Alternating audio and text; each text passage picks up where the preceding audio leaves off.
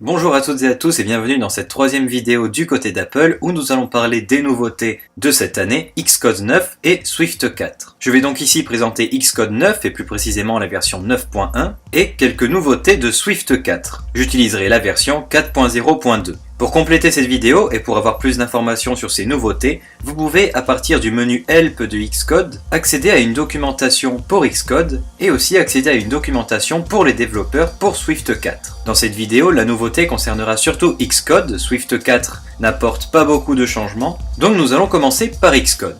Alors quelles sont les nouveautés de Xcode 9 ? Eh bien Xcode a été totalement réécrit en Swift, alors que c'était pas le cas dans les versions précédentes. Il s'inspire de Swift Playgrounds, l'application sur iPad qui permet d'apprendre à coder. On a la possibilité de changer la taille d'écriture du code immédiatement avec les combinaisons commande plus ou commande moins au clavier.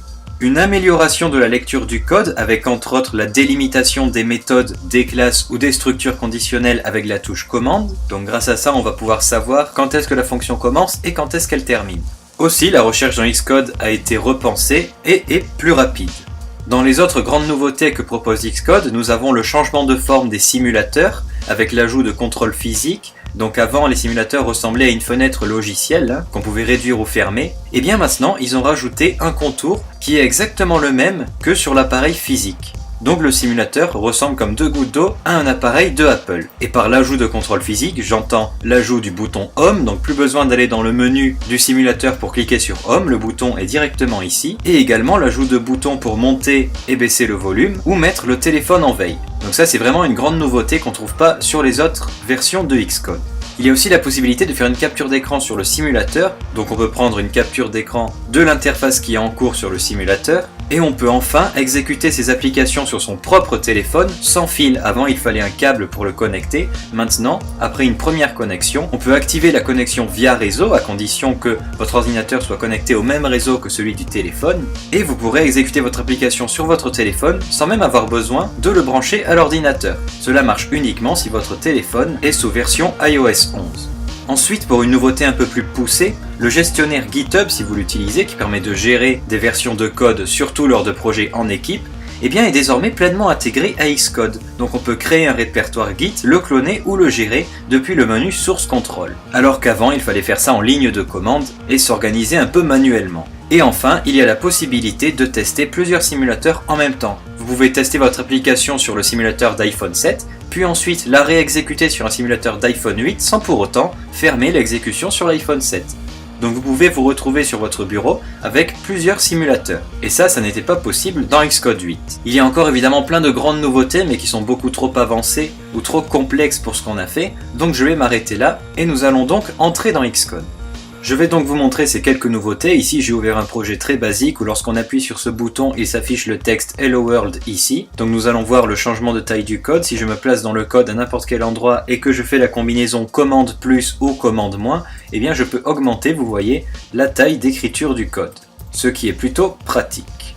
Ensuite, si vous appuyez sur la touche commande et que vous menez votre curseur sur la fonction, sur le mot-clé func, eh bien vous pouvez voir que la fonction entière du début à la fin est encadrée. Et là, on sait visuellement où commence notre fonction et où elle s'arrête. Ça, c'est si vous restez appuyé sur la touche commande.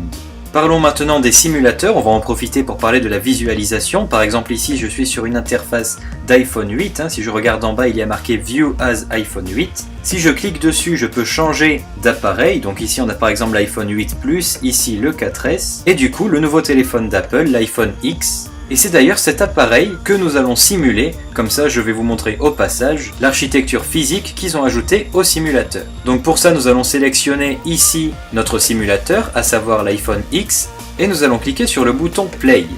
Et voilà comment s'affichera le simulateur sur votre bureau. Alors là j'ai mis un fond clair pour que vous puissiez bien voir les contours de l'appareil. Mais vous voyez on n'a plus la fenêtre classique avec le bouton pour fermer ou réduire le simulateur. On a vraiment un véritable appareil qui est simulé. Si vous passez la souris sur les boutons classiques vous verrez qu'ils grossissent et qu'on peut les utiliser. Si je clique sur le bouton de veille, le téléphone se met en veille. Et si je rappuie, j'arrive sur l'écran d'accueil et je peux le déverrouiller avec le mouvement pour déverrouiller l'iPhone X. Je peux également monter le son ou le baisser.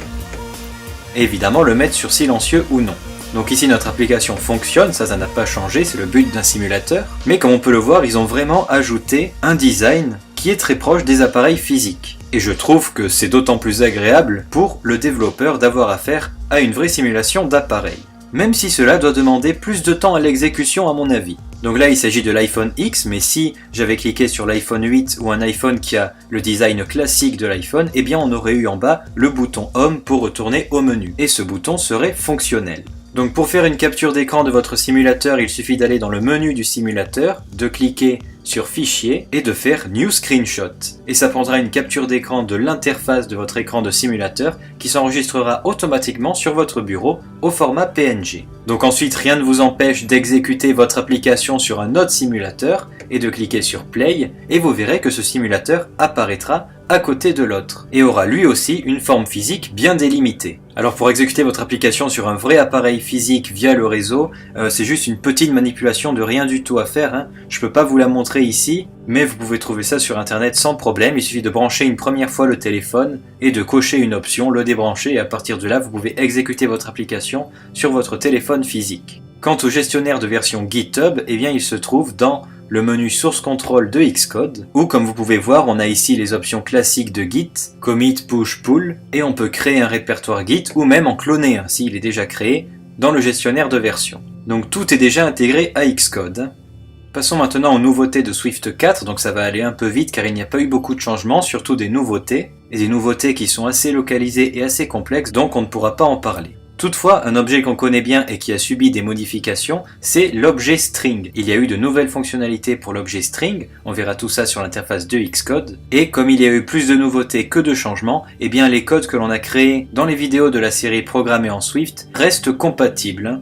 La transition est beaucoup plus douce entre Swift 3 et Swift 4 que de Swift 2 à Swift 3, où l'on avait dû changer plein de choses. Ici, les changements sont très mineurs. Il y a quand même une instruction qui a changé, donc elle ne provoque pas d'erreur, elle provoque un warning, mais c'est quand même bien de le savoir, donc on l'a utilisé pour l'application du juste nombre et pour l'application SpeedClick, donc c'est pour compter les caractères d'une zone de texte. En Swift 3, on faisait comme ceci, donc non-text.text pour récupérer la zone de texte, puis .characters.count, et en Swift 4, on peut directement mettre .count sans .characters, donc c'est encore plus simple. Voilà ce qu'il faut modifier dans le code du juste nombre et de SpeedClick, les deux applications que l'on a réalisées dans la série programmée en Swift, pour ne pas avoir de warning du tout. Pour toutes les nouveautés sur Swift 4, vous pouvez aller sur le blog de Swift à cette adresse-là. Il y aura marqué toutes les modifications qui ont été effectuées dans cette version 4 de Swift, et vous pouvez aussi aller voir cette vidéo de Apple lors de la conférence qui explique quelles sont les nouveautés de Swift 4.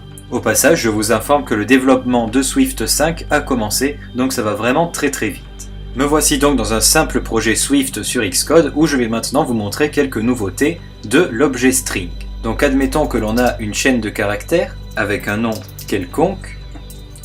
Eh bien, on va pouvoir parcourir à l'aide de la boucle for-in cette chaîne de caractères pour pouvoir en extraire tous les caractères qui la composent. Donc je vais même marquer mon nom complet et nous allons voir ça tout de suite. Donc je fais ma boucle for-in, je fais for suivi de la variable qui va contenir ce que je vais extraire, que l'on va appeler char, le diminutif de caractère, et ce parcours se fait dans ma constante nom. Alors ici il me dit que cette variable char n'est jamais utilisée, c'est normal car je n'ai pas encore rempli l'intérieur de ma boucle. Pour ça nous allons tout simplement afficher à la console le caractère qui est extrait. Donc ils seront les uns en dessous des autres. Et ça jusqu'à présent on ne pouvait pas le faire. Je vais maintenant tester ce petit code et on peut remarquer que dans la console s'affichent les caractères de Romain Semler. Et évidemment en tenant compte de l'espace entre mon prénom et mon nom. Il y a aussi de nouvelles méthodes associées à la chaîne de caractères. On peut par exemple appeler la méthode compte sur la chaîne de caractères pour compter combien de caractères se trouvent dans la chaîne, en écrivant le nom de votre chaîne de caractères, suivi d'un point, puis de la fonction compte. Cette ligne affichera le nombre de caractères dans cette chaîne-là, c'est-à-dire 3, 4, 5, 6, 7 avec l'espace, 8, 9, 10, 11, 12, 13. Donc cette instruction devrait afficher 13. On peut également vérifier si la chaîne est vide ou pas avec la fonction isEmpty, qui nous renverra un booléen. Là, la chaîne n'est pas vide, donc il devrait renvoyer false. Il y a également une nouvelle méthode qui s'appelle Drop First, qui permet d'enlever le premier caractère d'une chaîne de caractères. Il existe, comme on peut le voir, Drop Last, qui permet d'enlever le dernier caractère. Donc normalement, ceci devrait afficher Romain Semler, comme ceci. Et enfin, on peut également renverser la chaîne de caractères, c'est-à-dire l'afficher à l'envers, grâce à la fonction Reversed. Donc c'est celle-ci.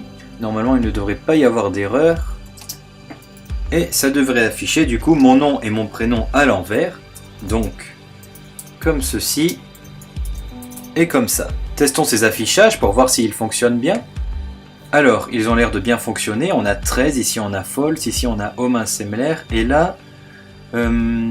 alors en fait, la fonction Reversed renvoie une collection de caractères, donc en string, et je pense qu'il faut le convertir en string. Donc pour ça, eh bien, on écrit tout simplement l'objet et on met le tout dans les parenthèses de l'objet en question. Ici, string pour chaîne de caractères. Normalement, ça devrait fonctionner. Et voilà, on a bien Romain Semler qui s'affiche à l'envers, comme on peut le voir ici. Alors vous pouvez vous dire, mais à quoi ça sert d'extraire les caractères d'une phrase ou d'enlever le premier caractère? Eh bien c'est sûr que dans l'immédiat c'est un peu bizarre, mais je peux vous assurer que dans certains programmes, ces fonctions-là sont bien utiles. Imaginez, vous vous servez d'une chaîne de caractères pour stocker deux données, un identifiant numérique et le prénom que vous avez collé pour avoir un seul objet à récupérer. Eh bien, faire le drop first permettra d'afficher le nom sans l'identifiant numérique. Ensuite, le renversement de la chaîne peut vous servir par exemple à tester si un mot est un palindrome ou non, c'est-à-dire un mot qui se lit de la même manière à l'endroit et à l'envers, comme par exemple kayak. Si ici je reverse la chaîne kayak, eh bien normalement, il devrait s'afficher kayak aussi.